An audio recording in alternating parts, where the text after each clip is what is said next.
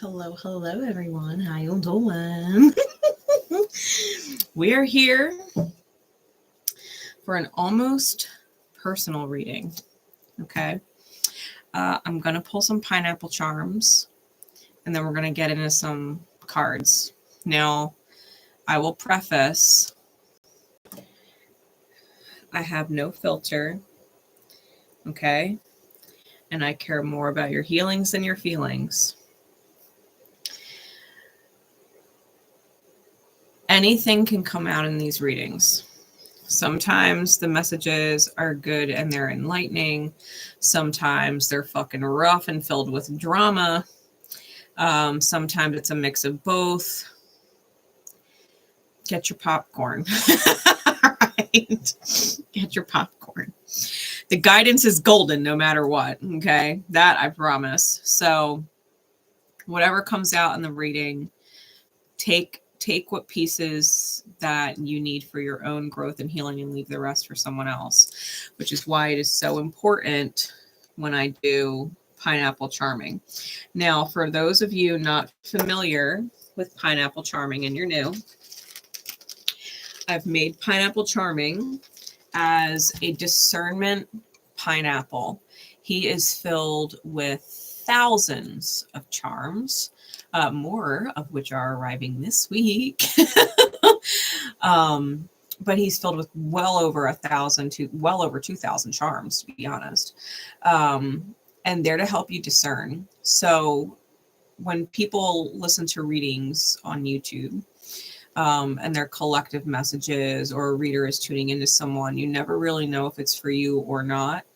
And if you have developed the habit of trying to force every reading to fit, it's not really healthy, because some messages truly are not meant, for you.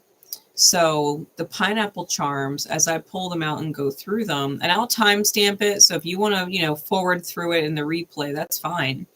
You can move right ahead to it. Hey, Tanya, how are you? You can move right ahead past it if you want to bypass the pineapple charms, and just get right to the reading. That's fine. Timestamps in the description and the comments afterwards. But if one or more of the charms speaks to you, chances are there is something in the message for you, whether it is the message in its entirety or just one thing I say that clicks, and it's like, that's why Spirit guided you with the charms to listen to the message. You needed to hear that one thing. So take what ends up clicking for you and leave the rest. All right, because pineapple charming is loud, I gave him a good shake off camera. All right, and we're going to see what Spirit has for y'all today. And this message is timeless, so whenever it catches you in divine time, now or again later, it's catching you when it's meant to. Okay.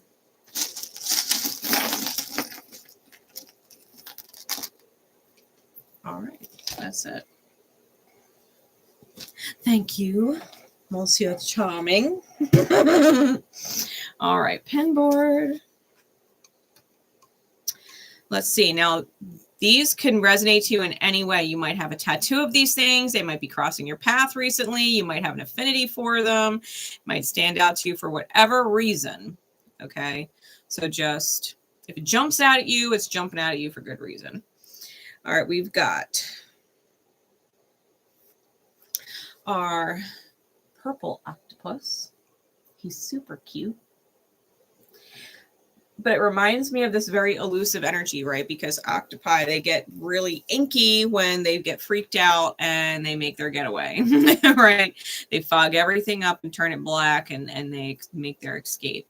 So you may be feeling in that energy. You may feel like someone around you is in that energy, like they're feeling a little nervous or scared, and they're trying to escape it, right? Dodge it. They might be going ghost, right? Blackout communication, whatever it is, okay?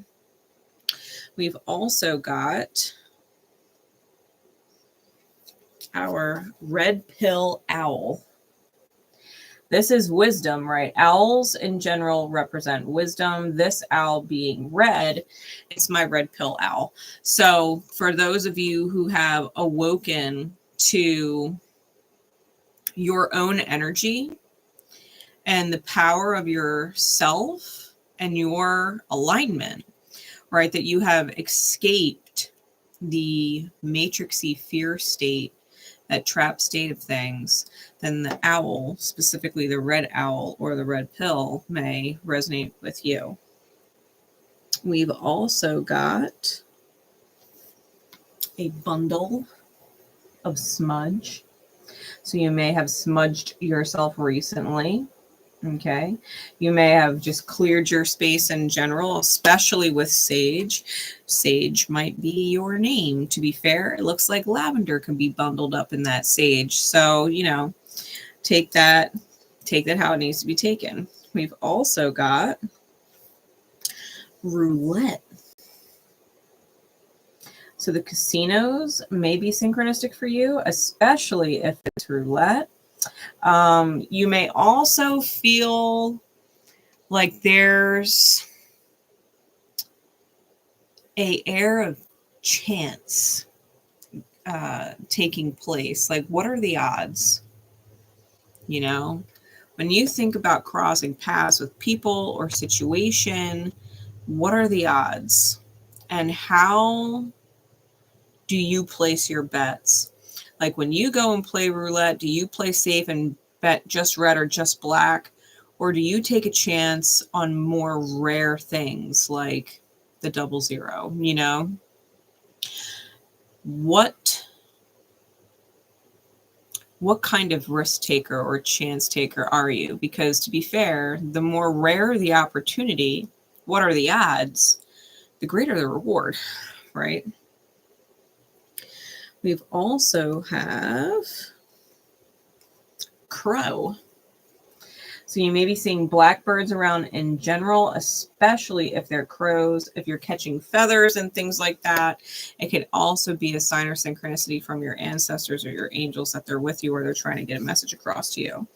All right, so if you've been seeing crows lately, they're your favorite animal. You got a crow tattoo, raven even, because blackbirds, that might be significant for you. We've also got the Sun card. So as of right now, in this actual time, it's Aquarius season. So you may have an Aquarius sun. You may have a significant Leo placement. And in divine time, whenever you catch this, whatever season it is, right, whether it's Leo season or Sag season or Taurus season, whatever sign the sun is in, that might be significant for you, right, that sign. We've also got the moon card. I feel like I got to roll my AstroDice now. So we got the moon card, we got the sun and the moon.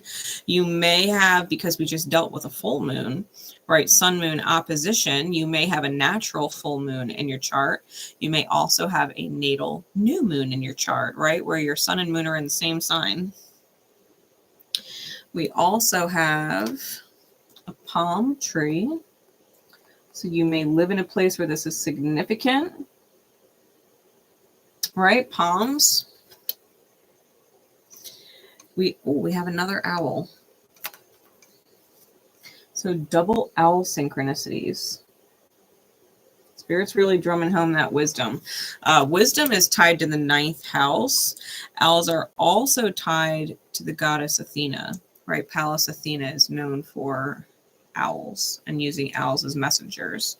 So you might be seeing synchronicities with her as well. We also have basketball. So it might have been something you played, were really good at playing, something you watch. Maybe you've been watching basketball lately, right? Basketball may be synchronistic for you. We have a gold star as well. All right, so maybe you are gold star worthy. You know, maybe you deserve some recognition for, you know, a job well done. right? Because if you think about gold stars when we're in school, like we get gold stars when we're on good behavior. So maybe you've been on good behavior with spirit and you deserve a gold star. We've got 3 of my little teeny micro playing cards. We've got the 3 of spades, the 10 of clubs, and the 10 of hearts. The tarot equivalents are the 3 of swords, the 10 of wands, and the 10 of cups.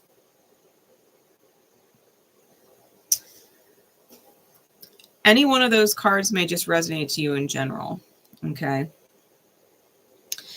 However, 10s are Jupiter.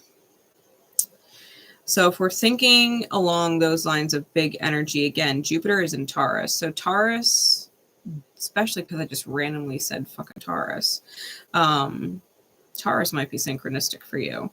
But this is about the burden of pain, right? 10 of wands, the 10 of clubs is about burden, and the 3 of swords is about pain. So it's about the burden of pain and wanting the fulfillment, right? And the only way to obtain fulfillment, 10 of cups energy, is to let go of the burden of the pain, right? To let yourself move past it, which requires taking the time to understand the person who projected the pain at you that you took personal, right? That you took personal and made it your own pain body.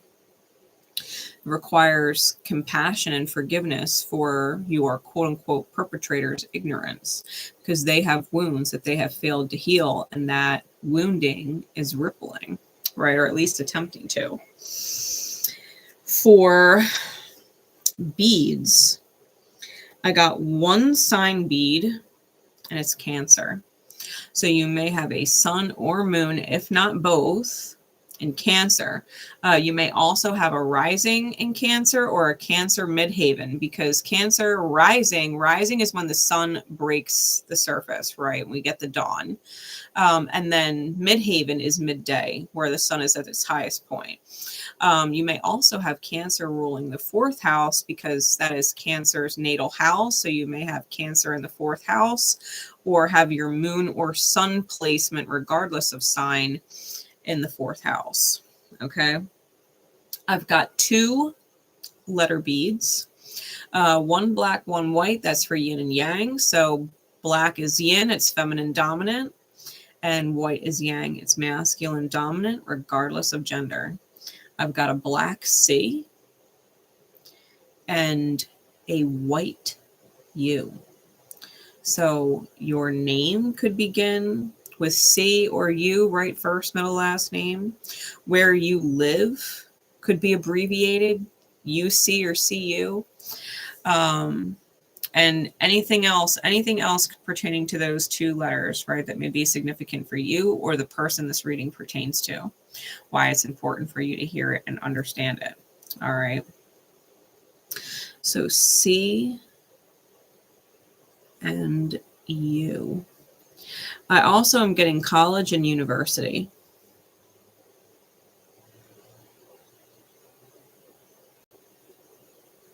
So that might be significant for some of you.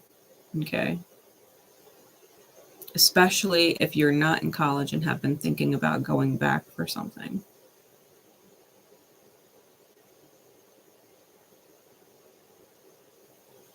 See you. You may also have someone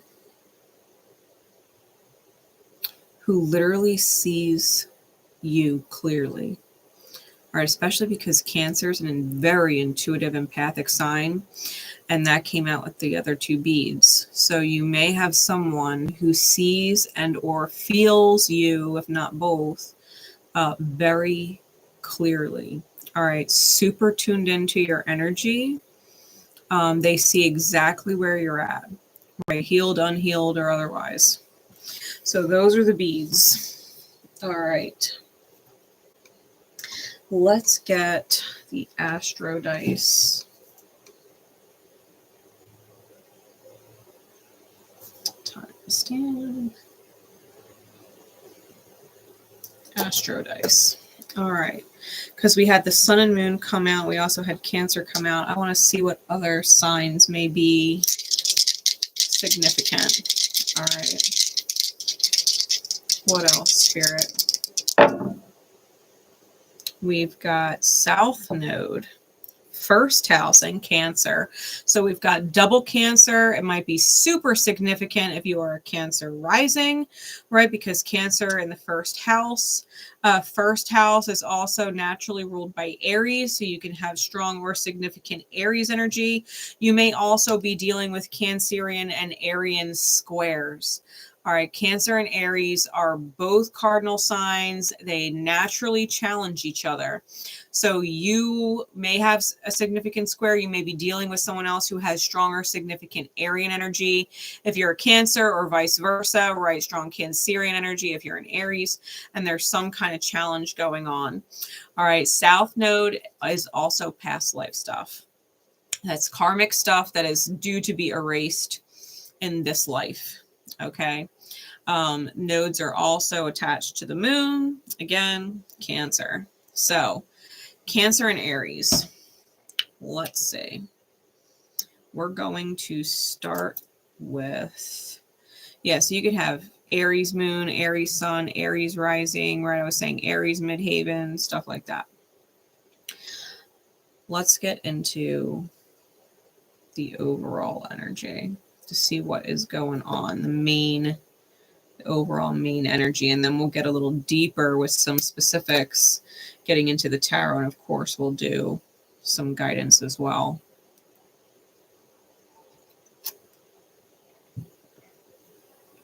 We're going to start with the Harrow.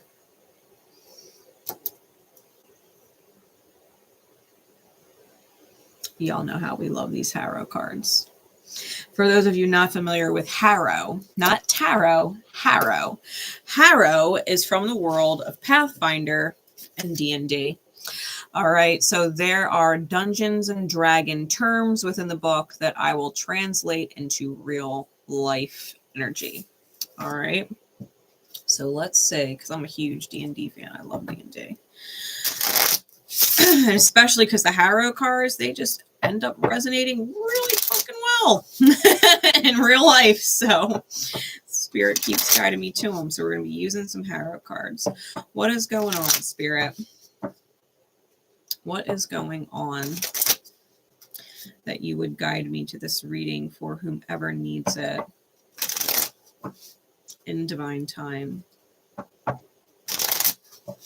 What is in their highest good to understand about the energy? Mind you, these energies, I could be talking about a dynamic between you and other people or situations. I could also be talking about different energies within your own self. This whole reading might pertain to you specifically. If it resonates to you in regards to your outer experience, right, with other people, your outer experience is a reflection of yourself. So definitely keep that in mind as I read the cards, that there could be lessons in here for you on the whole, regardless of other people. Okay. Let's see. What is going on? What is going on?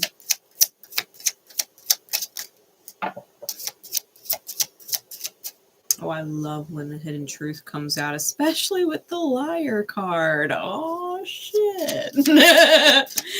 Hey, Lori, how are you doing? How you doing? What else? I feel like there's more in here.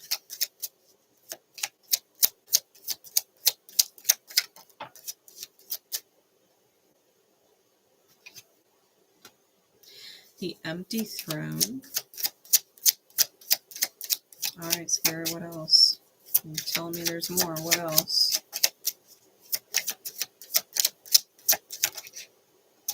In this sickness. These cards, these specific cards, the empty throne and the sickness, have been an ongoing theme. So we're working through it. Whoever these messages are for, this is an energy that you're working through. Okay. the spirit wants to keep talking about these things because it's not going to move off of these things, right? The universe spirit is not going to move off of these things until we learn it, heal it, and move past it, right? So we've got the brass dwarf on bottom and the tangled briar on top. And I was literally just talking about it in the weekly duality report that is public right now for a limited time. If you're catching this in the present, you should go check it out after this.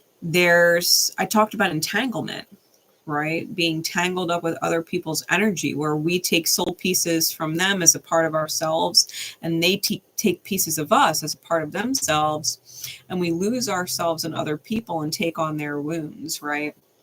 And we literally have to give their soul pieces back to them, consciously choose it, release their soul energy back to them so that we have space within ourselves to call back our own dang pieces, right? You can't call your own energy back, call your soul pieces back. Like people do it all the time. I call my soul pieces back to me. Okay, did you release all the soul pieces that aren't yours first?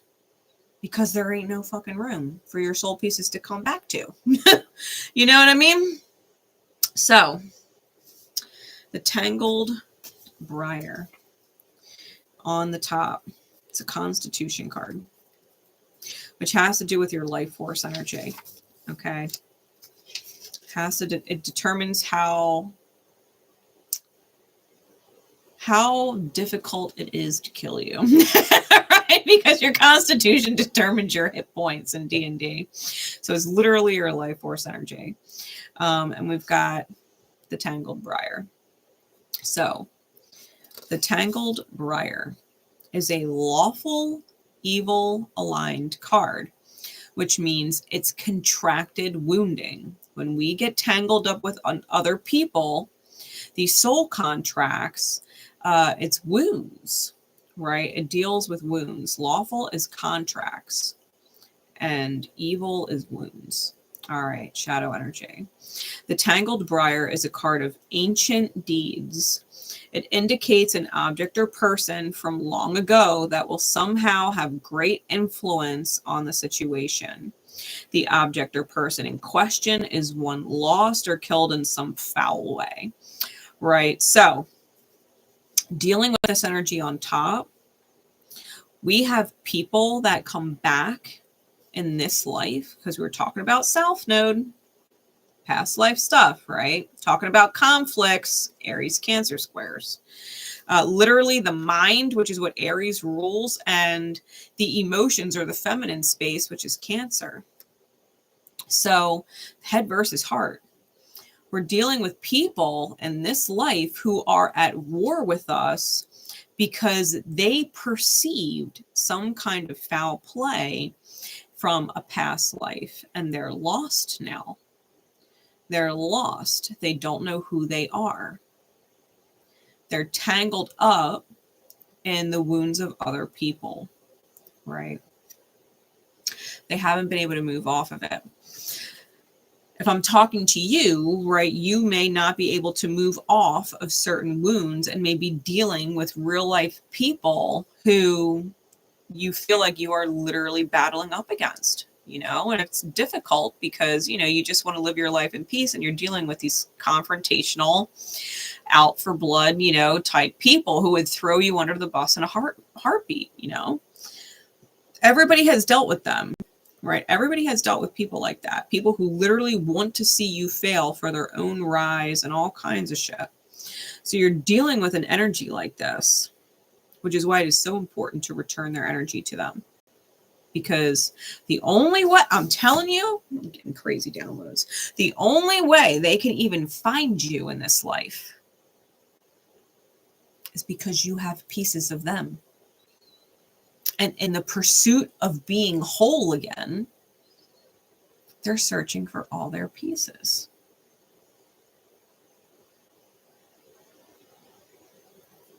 Let their pieces go. Give them back. Wish them nothing but the best healing, nothing but the best life, freedom from their own pain, a return to wholeness. Visualize their little soul light pieces flying from your being and returning to them. Nothing but blessings. Nothing but whole and well wishes, right? Because you have an energy entanglement. Have an entanglement going on. The other card on the bottom is the Brass Dwarf. That is also a Constitution card. Now, the Brass Dwarf is lawful, neutral, okay? It shows an Azure who represents invulnerability to current danger. Although others might fall, he remains hale and strong. The Brass Dwarf can also mean a failure or dark fate for one, which in turn might save all others around him from greater danger.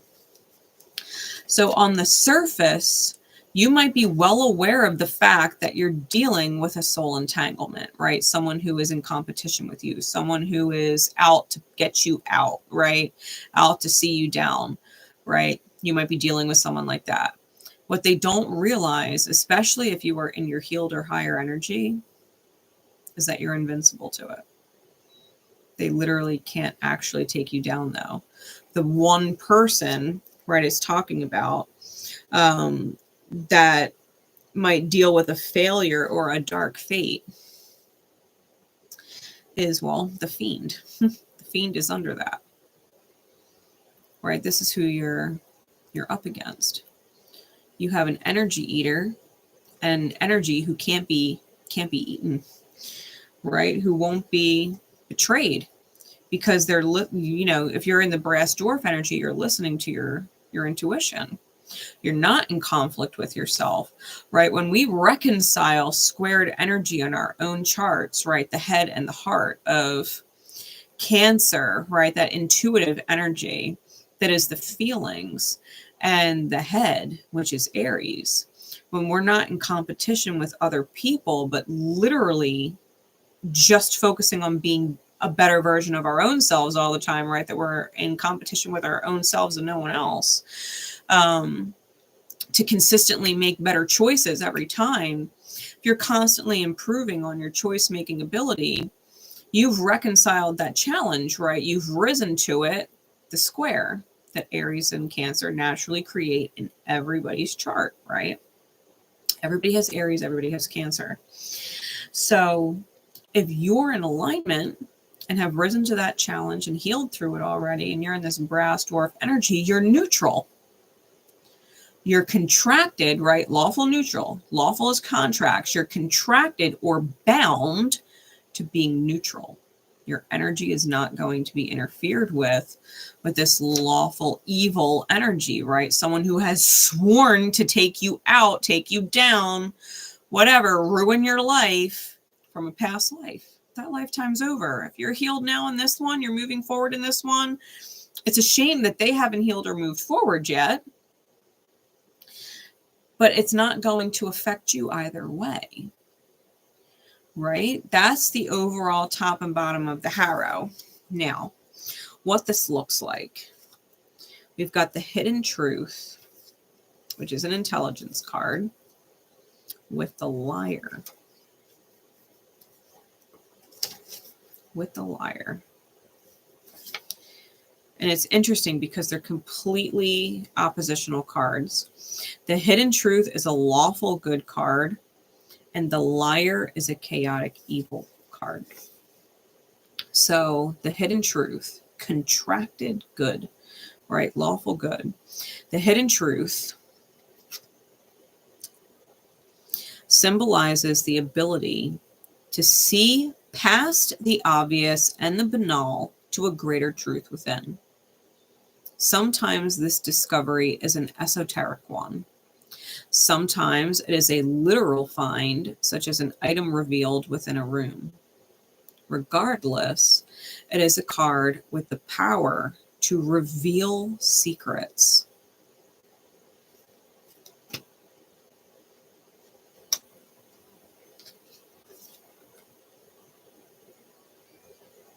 It sees past the obvious.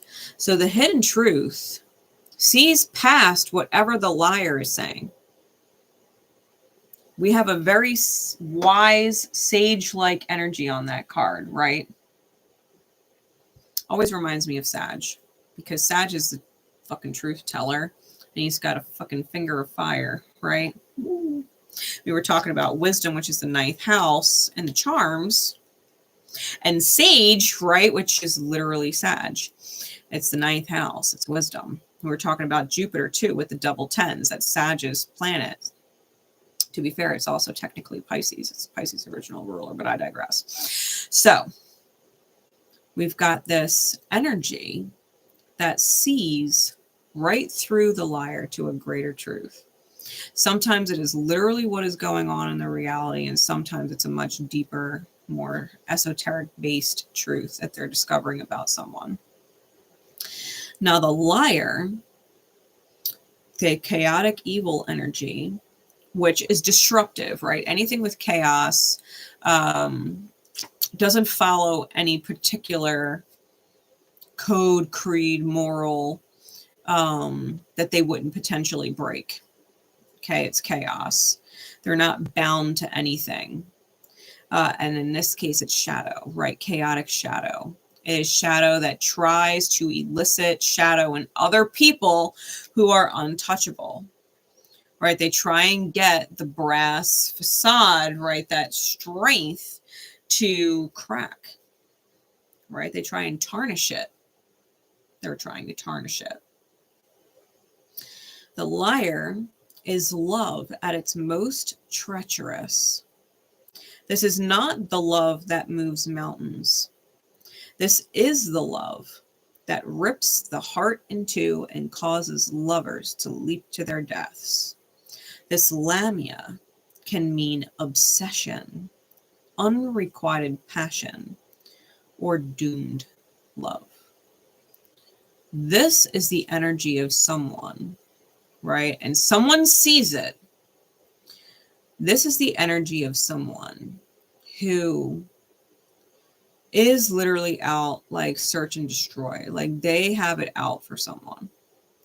They are the kind of person, without overusing the narcissistic word, this is someone who doesn't have a conscience, right? Chaotic evil has no conscience. They're evil for the sake of being evil because they thrive off of the power that they steal, right? Life force energy. They thrive off the power that they steal from other people. They feel most powerful when they're destroying other people, right? Like they're so powerful, they could destroy you. They feed off this. But someone sees it, right? Someone sees it. The empty throne is a charisma card. It is also lawful good. The empty throne has a sense of loss that is palpable. The ghost signifies that those who are gone will always be with us. They taught us important lessons, if only we chose to listen. This card can bring information from a far off or ancient source. Right.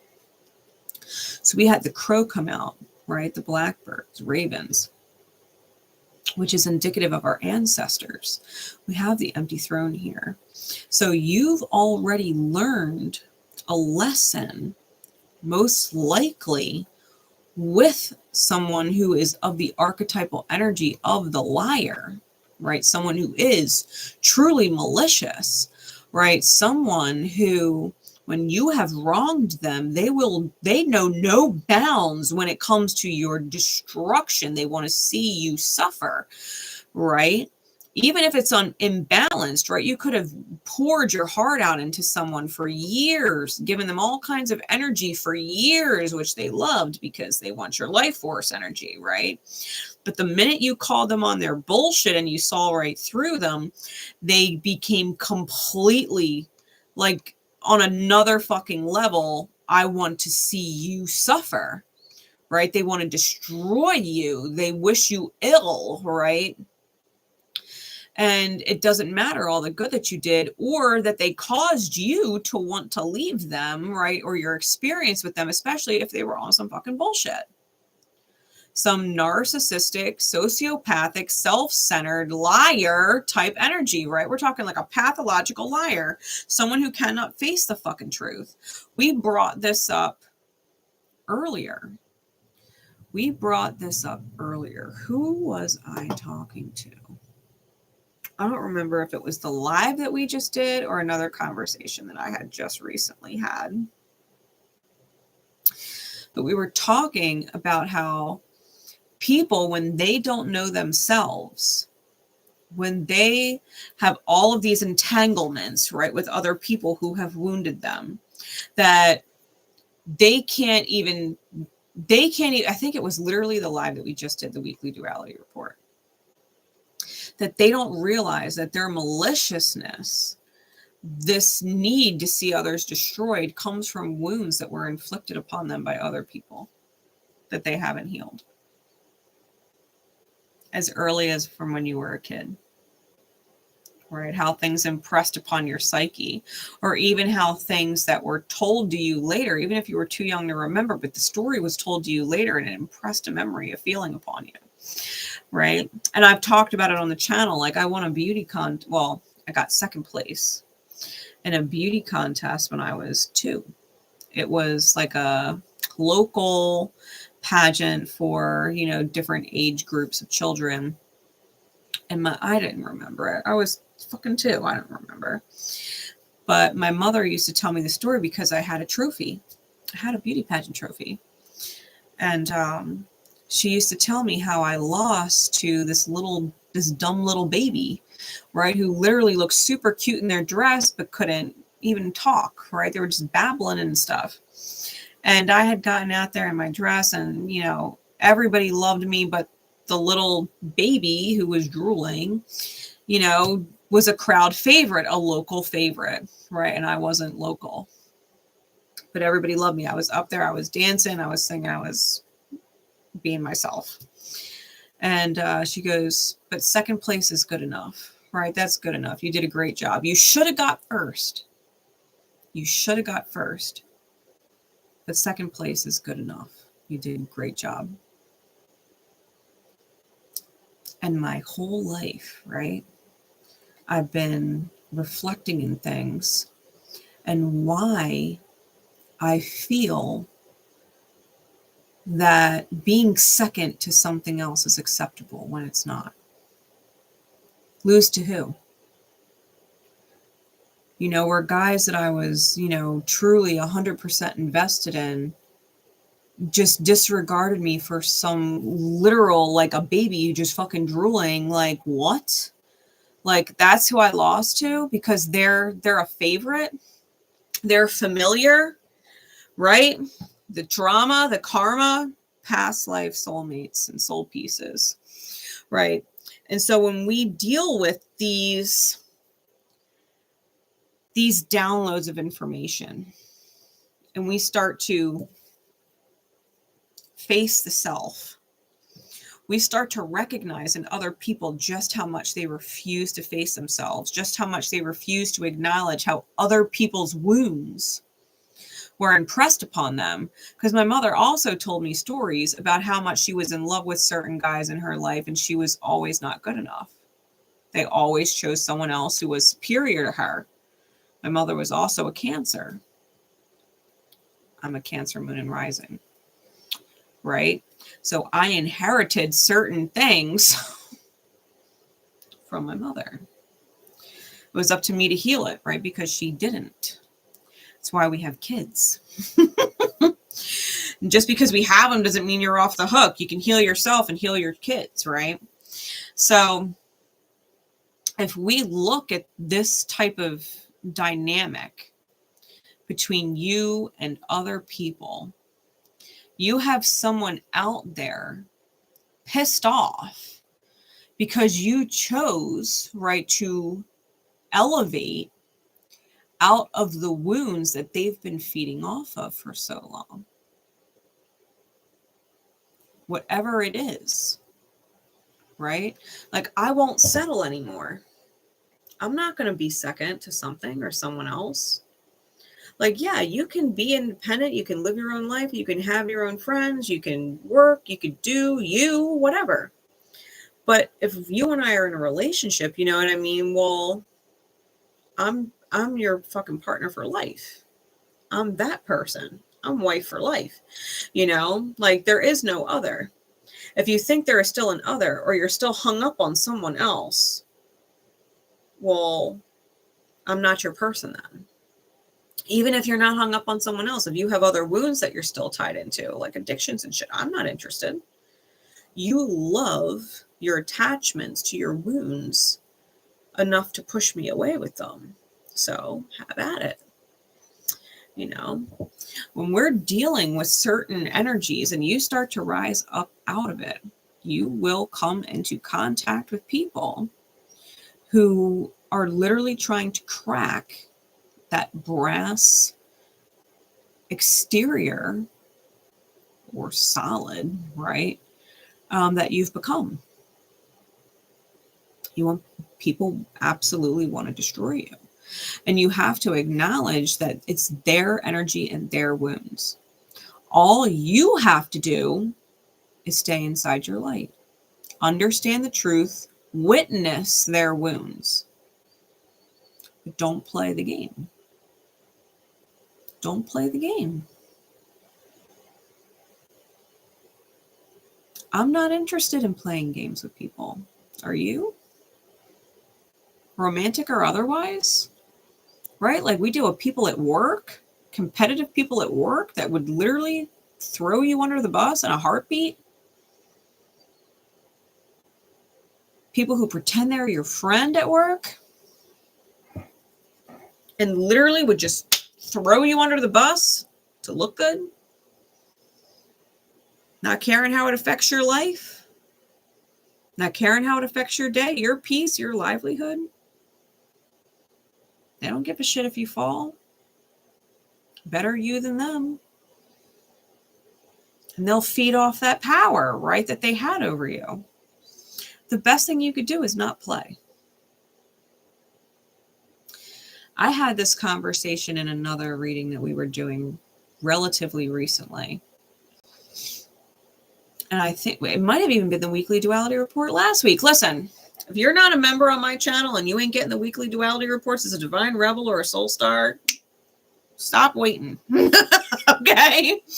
We have so many conversations that you're missing. But we were talking about... See, I just lost my train of thought. I just lost my train of thought. I was talking about other people.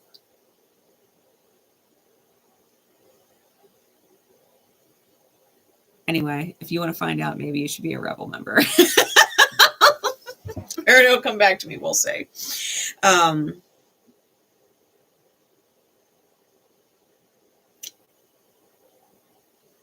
Yeah, we've got to remember. I'll start here, because we're going to get into the last card in just a minute. I've gone on a complete side tangent. So when we get into this empty throne energy, it ties it again to the reading today. You have to know your worth. You have to know your worth.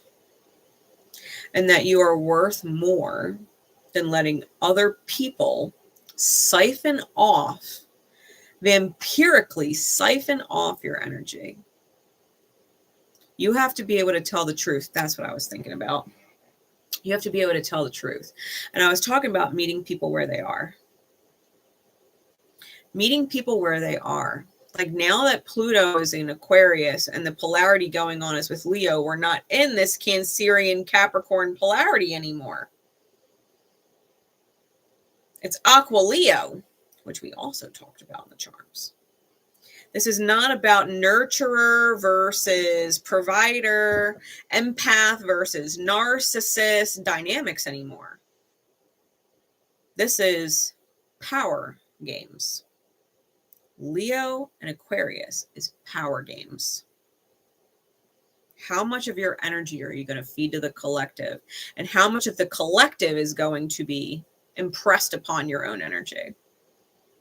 If someone is a liar, literally a fucking liar, and the divine mirror of things, they're lying to you.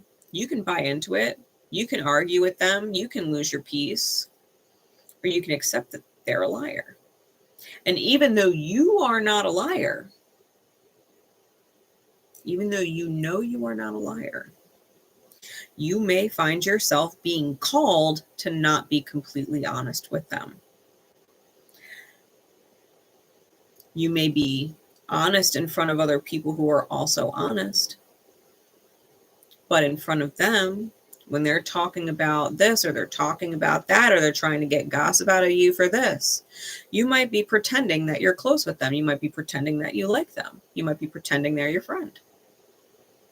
And the truth is, you can't fucking stand this person. But you know, if you start to let this person's energy irritate you and you start to show that you don't like them, they're going to feed off of it.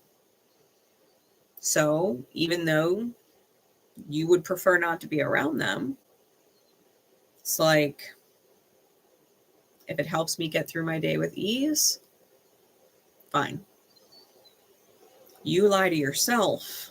And if I'm in your outer experience reflecting back to you that denial, it's because you are denying things within yourself, and Spirit's calling me to be a mirror for you, right? Knowing that it's not your energy. Separation of self, Leo, and collective, Aquarius.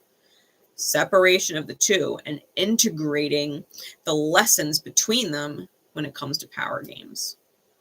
That you are empowered within yourself, have control, right, over yourself, but that you cannot control the outer experience. You cannot control other people.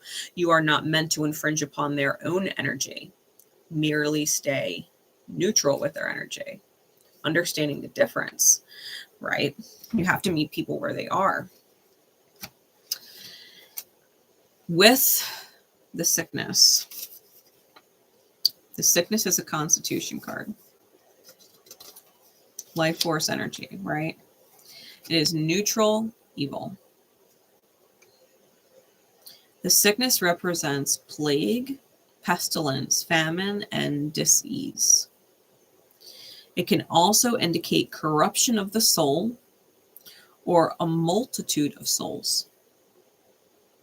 So when we're dealing with the sickness, you may literally be around a person or multiple people whose soul is literally corrupted. It's entangled with wounds from other people, and they are a part of the quote unquote matrix, which is why the red pill owl came out. You have to understand that there is a predator in the outer experience, and stay elusive. The purple octopus came out, right? You have to be able to keep your energy elusive. They might be around you in the environment, but you have to be able to stay elusive and get away despite the fact that they're still in proximity to you. Not letting them get your life force energy, not letting them take your peace away, right? Smudging yourself, saging yourself, clearing your energy, right? Washing it off in the shower, grounding it out, right? The intention of sage is clearing, purifying your own energy. I would bet, right? We got the roulette charm. I would bet that if you maintain your own solid brass dwarf energy, and you continue to be elusive and not let this person eat off your life force energy, that the universe will pull them out of your experience, no matter how unlikely it is, no matter how invested in the reality they've been. Oh, they've been with the company for 20 years. They're not going anywhere. Oh, yes, they will. Oh, yes, they will. And or the universe will present opportunity to you to where they're not in your experience anymore. What are the odds that if you don't play their game, the energy will stay misaligned, and like attracts like, you can't stay in their presence. Someone's got to go. It's going to be foul for someone, right? The brass dwarf. It's going to suck for someone. It's not going to be the brass dwarf. It's not going to be the brass dwarf, though. No. It's not going to be the brass dwarf, though. The brass dwarf is strong and invincible. That's sovereignty. What we're talking about is literally sovereignty, not letting other people's energy affect your own, that they cannot actually disturb your peace. They're corrupted. Their dis-ease, their wounds, their sickness of mind, heart, psyche, body is because they're entangled with other people. They have their life force energy being drained by other people. And instead of cutting off their vampires, they're being a vampire trying to siphon off energy from other places. They don't want to heal. They're corrupt with other corrupt souls, rippling wounds, festering inside their shadow, and trying to pull healthy energy from the outer experience instead of healing themselves. When you choose not to play their game, they have no choice but to heal themselves. In your presence as a healed energy, they have no choice but to heal, to stay inside your presence, or vibrate out. That's universal law. It is universal law. If you do not let your peace get taken away by someone else who is in their own crazy, narcissistic, psychopathic, whatever, wounded, power game play that they're doing, if you can see them for the wounded soul that they are, and literally accept that you are being called to mirror back their own energy to them, they're a liar, they're playing games. You don't necessarily have to outright tell lies, but you can pretend you like them when you don't, just to get by in your day and not have to go to work dreading it because, you know, you got to look at them and you fight with them and hate them and make each other's lives horrible because your hatred for them is obvious. You can keep your hatred for them a fucking secret. Pretend you get along with them. Tell them how smart they are. Because it makes your day hella easier. And trust that you or them will end up vibrating out of the situation and you will end up better off in the end regardless. Whether you stay and they go or otherwise, it's going to work out in your favor. Because you're not malicious. You're not like them. You're not manipulative. You're not vindictive. You're lawful good energy. Your lawful good energy.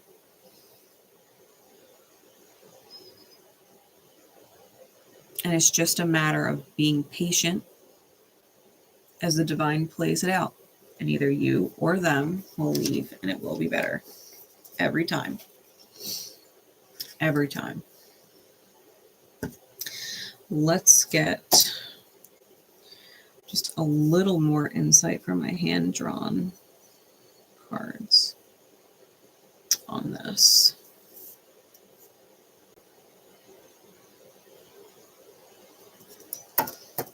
Now, I drew all of these cards with Sharpies. I ordered blank playing cards and then just started drawing one day. So, clarities on the hidden truth with the liar card. Clarities with the hidden truth and the liar card. Yeah. The book and you are stuck here. We were talking about Akashic records and past life. That is what the book is. The story is yet to be written in this one. Someone is stuck and at a crossroads. Because the truth is the truth, and someone has that insight. And they have to decide what is best for them getting through the maze. You can go around the maze. There's a path around the maze. Red pill, blue pill, literally. red path, red path, blue path, red pill, blue pill.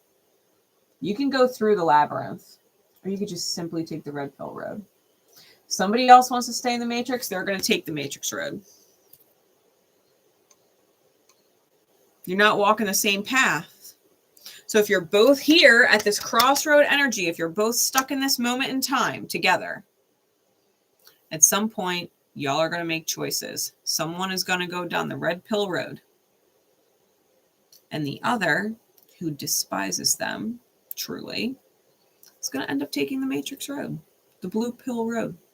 They're going to want to stay stuck in their matrix, in their paradigm of wound and obligation and stress and illness and whatever.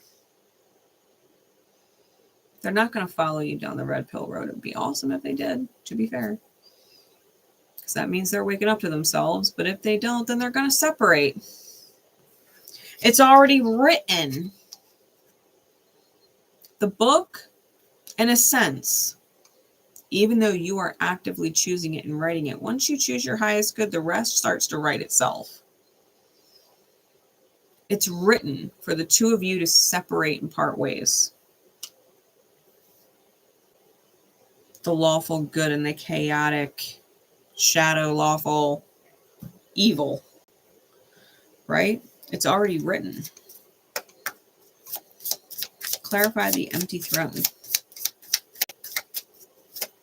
Because we've already learned this lesson. We've already learned it. We're dealing with residual people from past lives who have not learned yet, and they're just seeking their soul pieces back. They're not aware of this because, well, they're the blue pill.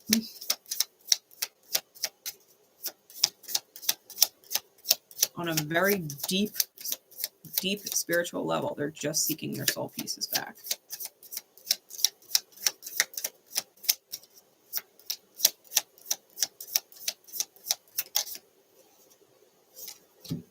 The fish.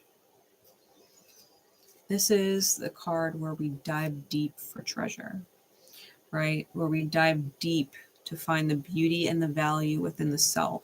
We've already done it. We've already done it.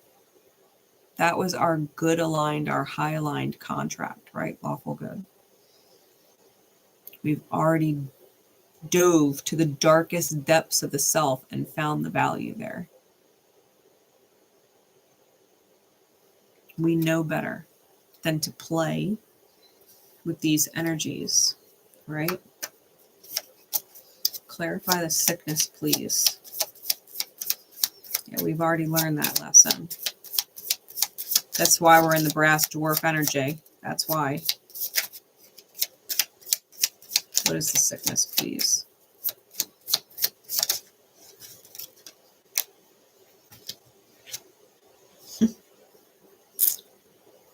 You can't make this shit up. You cannot make this shit up.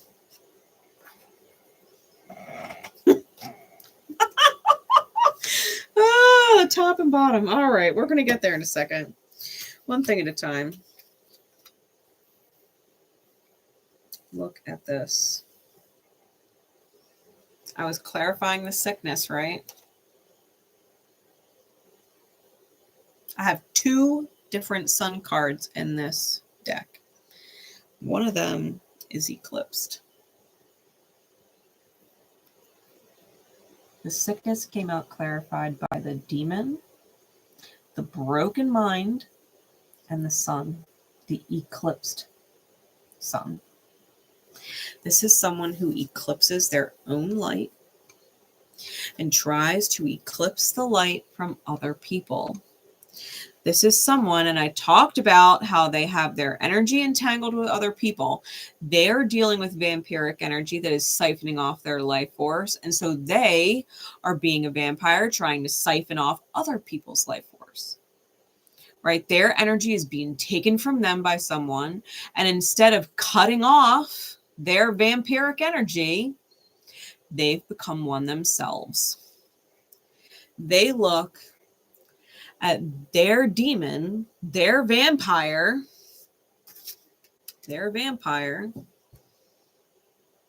as an angel. They look at the devil and say, that's an angel. This person's wounded. This person struggles. This person is hurting me profusely. They're literally bleeding me dry of all of my energy. I do everything for them because I love them. They're an angel in there.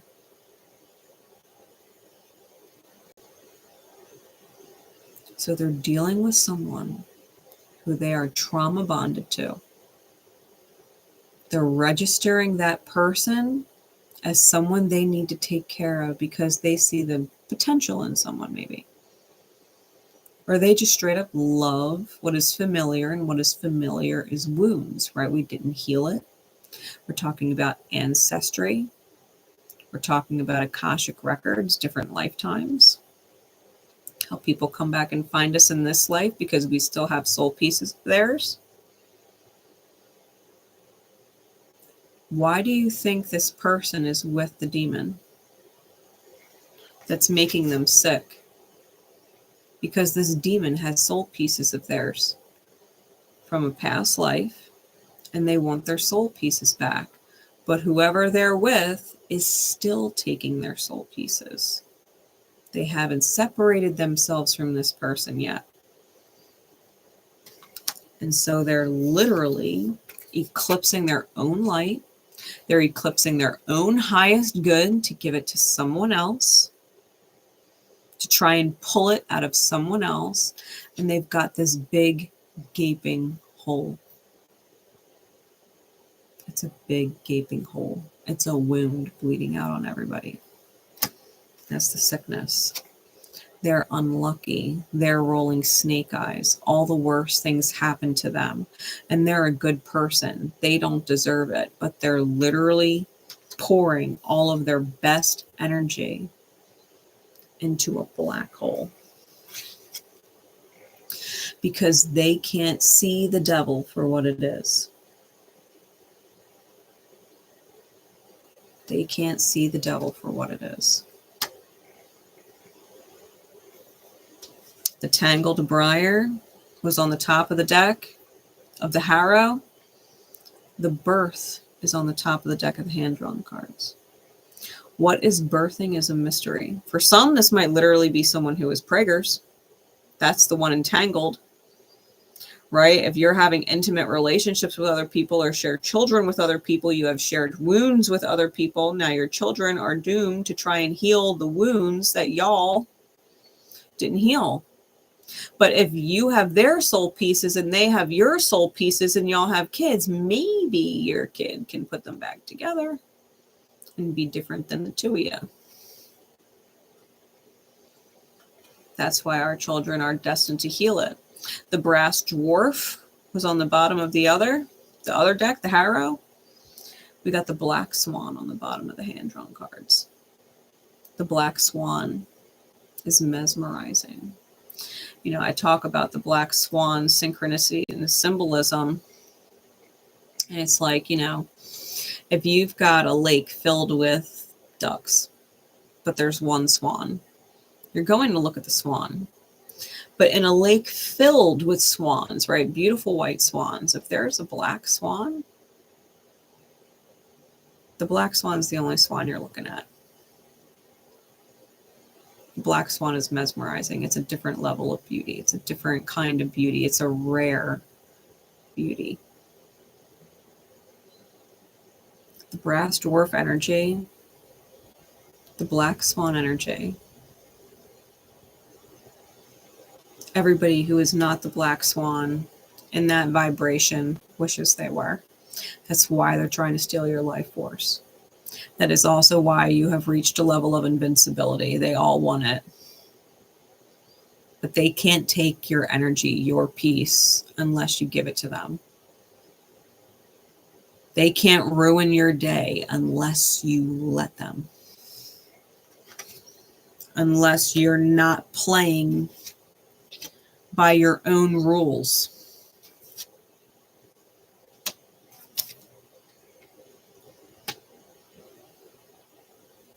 Don't play their game.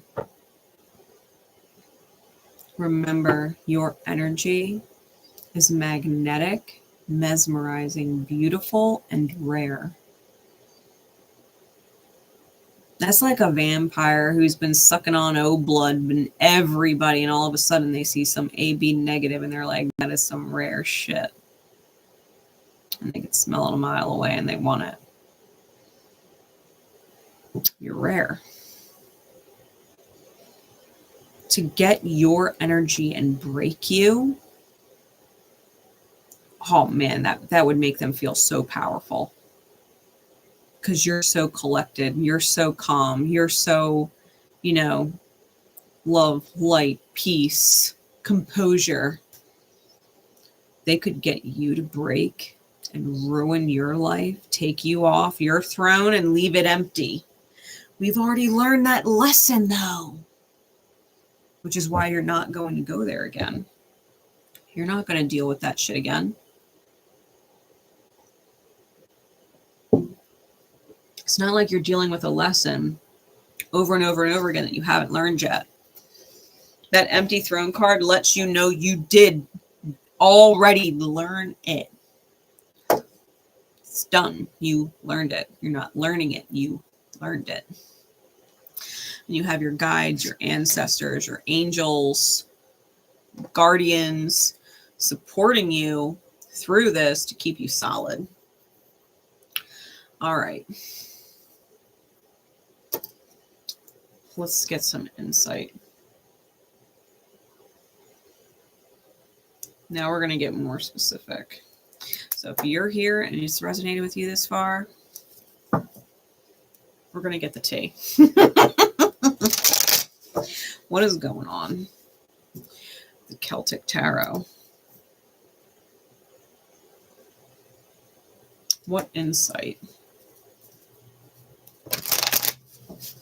is in our highest good to understand with these energies?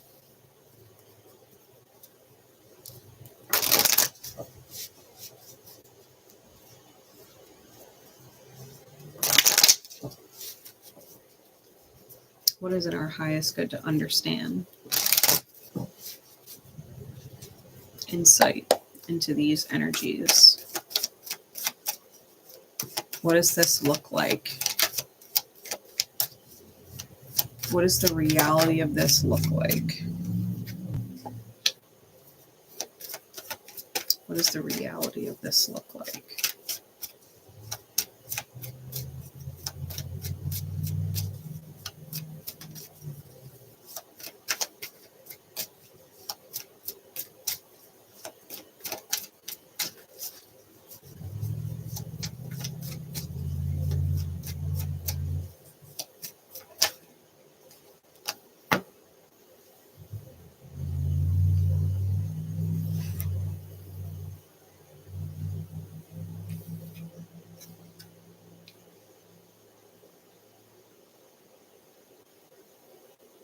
All right, give me 3 more clarities, please.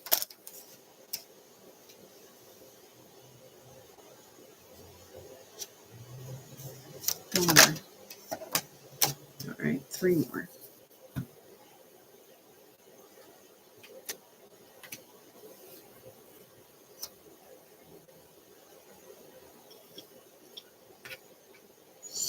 Bottom of the deck is the Lover's card.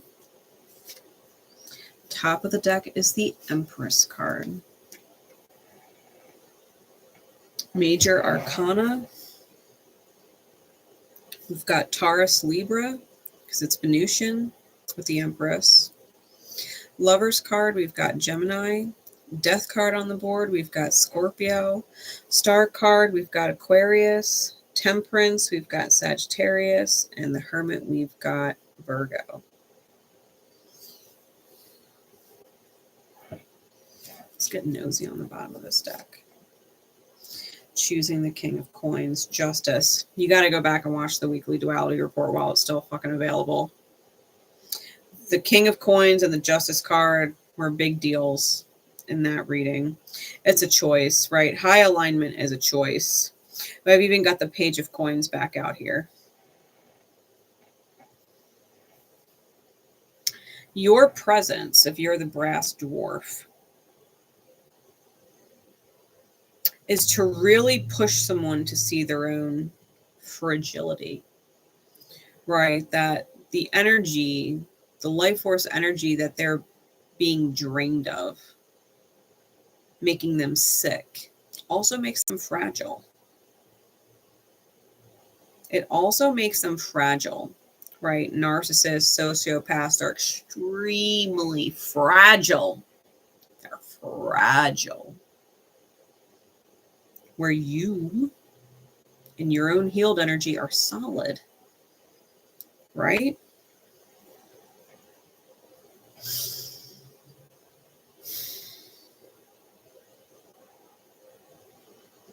High alignment is a choice.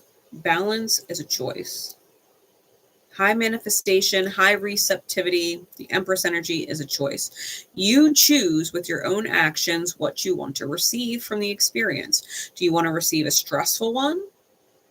Or do you want to receive a peaceful one? Do you want to receive a stable one? Do you want to receive a fucking storm?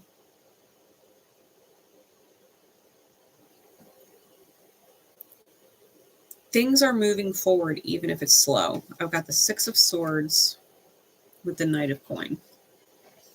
This Knight of Coin, he's actually taking a step forward. It's not a completely stagnant Knight of Coins like in traditional tarot. The Knight's got his head down, but he is moving forward slowly but surely into calmer waters. So if you're dealing with this person, I will reiterate, it is only a matter of time before you all vibe out of each other's experience. It's only a matter of time. The journey is about transformation. That's what the Three of Wands with the Death card is. You have to take the first step. You have to be able to take the first step, right? Traditional Rider-Waite Tarot will show you that there's a figure with a wand standing one step in front of the other two wands, right, that are planted firmly in the ground on the card, like a starting line. You got to take the first step.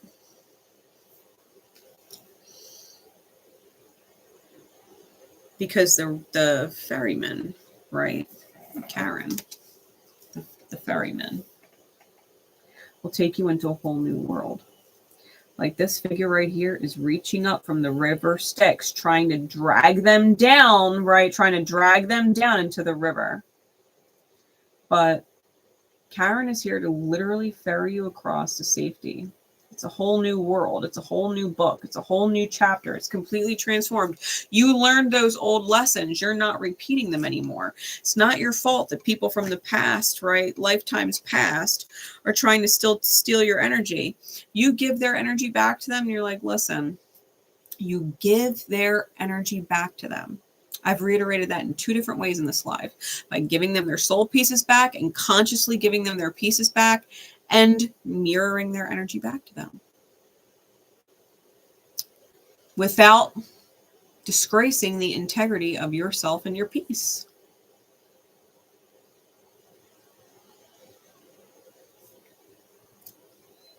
The ferryman will get you into the next life cycle, the next world of things, where you don't go back to previous lessons, right? Everybody thinks that hell or the underworld, right? Hades is a horrible place. Like when you die, you go there and you never get out. But the fact of the matter is, there's a whole bunch of bullshit in the past that you never want to take with you into your future. You never go back there. It's no different with this lesson. Once you quote unquote die, literally, metaphorically, ego death, right? Who you were is not who you are anymore, right? Old versions of yourself. Once you upgrade, you do not go back. Like, why would anybody run the original Windows? We've got like Windows 10 and Windows this and Windows that. No one goes back to the original Windows. It's garbage back there. It's unevolved. Once you move forward, you don't go back. The butterfly don't go back to being a caterpillar. Why would it go back to inching around and crawling around and eating leaves when it can fly around and enjoy the sweetness of nectar? Right? You don't go back. That's the beauty of Scorpio. It's fixed transformation. Once you take this step forward and you choose your red pill path, and you choose sovereignty, to not play these power games with people, to let them go in peace, right? To let them go with understanding, to let them go to heal their shit without it being your business. You're going to heal. The Star card with the Two of Swords, you're going to heal even if you can't see where you're going. You might be at different crossroads, multiple different crossroads, rock and hard places with people. You might not see where it's going, right? Like the knight who has his eyes down to the ground, but the horse is moving forward. It's no different. Things can radically heal and change and shift at any time, and you might not know how. Doesn't mean it's not going to happen, though. You might not know how you're going to leave this job or how they would end up leaving this job. Trust me, you hold faith, it will fucking heal. Whether something magically comes through for you, magically comes through or happens for them, and or there is miraculous healing, and they choose to walk the red pill path by chance. Really, what are the odds? They've all got odds, no matter how rare. They always have a chance of healing. The Big Bang is as potentially real as it is metaphoric in theory and philosophy in regards to people and energy. People can magically wake up out their fucking darkness. One candle can light another candle and lose nothing. Right? Think about that. A lit candle can light another candle and lose nothing. But a candle that's out cannot try and snuff another candle out the same way. Right? If you touch wick to wick, I'm talking about. Yeah, if you want to beat the fucking candle, whatever. To be fair, it still might stay lit. Trick candles don't go out. They exist. Then we got the Page of Coins with the Temperance, the Hermit, and the Five of Wands. This Five of Wands is 4 wands upright and 1 wand down. And the 4 wands are in front of it. And it's like, you cannot pass go. You cannot collect $200. I'm in alignment, 4 of wands. And your upside down energy, your uninspired energy, right? The conflict within the self being blocked out. With the Hermit and the Temperance card, the Temperance is that sage energy. And the Hermit is right here, and he's already done the work. Right? The Hermit's an old man. What do you think these 2 cards show? All 3 of them.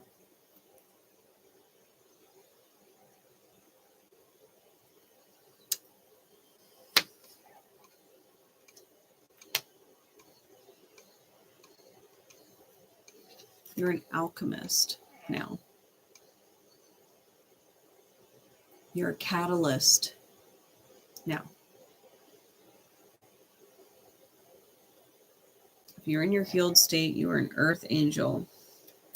You are a vehicle in your human meat suit of the divine.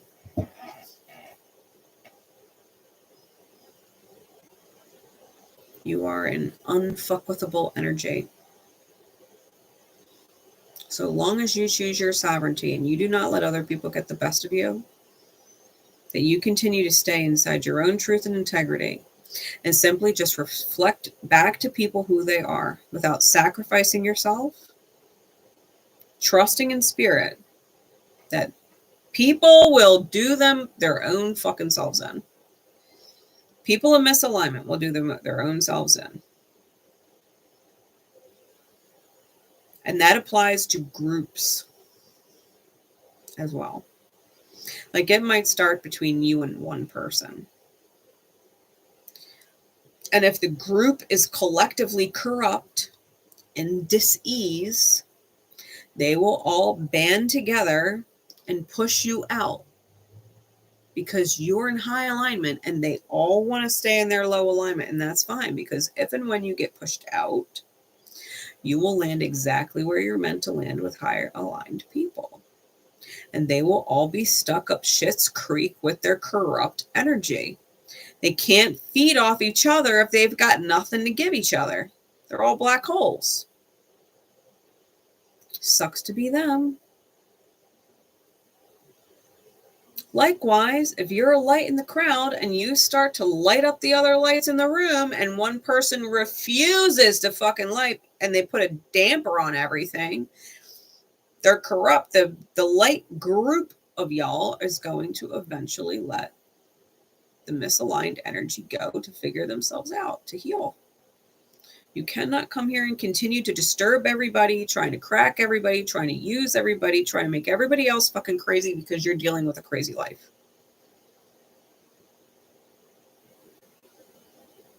And they will exit the situation. Either way, it's in your highest good. Either way, it's in your highest good.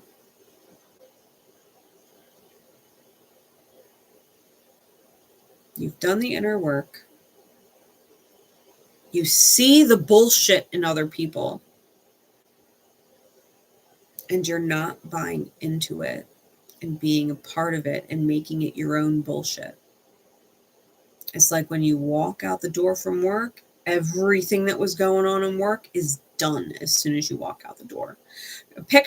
Picture the door, or you getting in your car, whatever ritual it is to leave your toxic energy, whatever you're dealing with that is slow and steady leaving and on its way out, whatever it is. Imagine when you hit a certain point, it's like walking through a portal and all of that toxic energy gets ripped off of you and you're sovereign and it doesn't bother you, not another single fucking second. That you don't take it home. You don't take it into your energy space. You left it at the door. Don't bring it home. Don't keep it within yourself. Consciously choose to return the soul pieces back to people so that they can heal and let this toxic connection that has been chasing you for lifetimes go. You'll feel really good that you did. Once you make that choice, let spirit have some time, divine time, to move the pieces in your favor, one way or the other.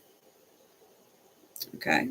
The divine roots for all of us. It will give people in corrupt energy to succeed. They can choose not to. And that's okay. Spirit moves on, figures out another way to help them. Right? That's how the universe's brilliance works. So, I'm going to leave it there.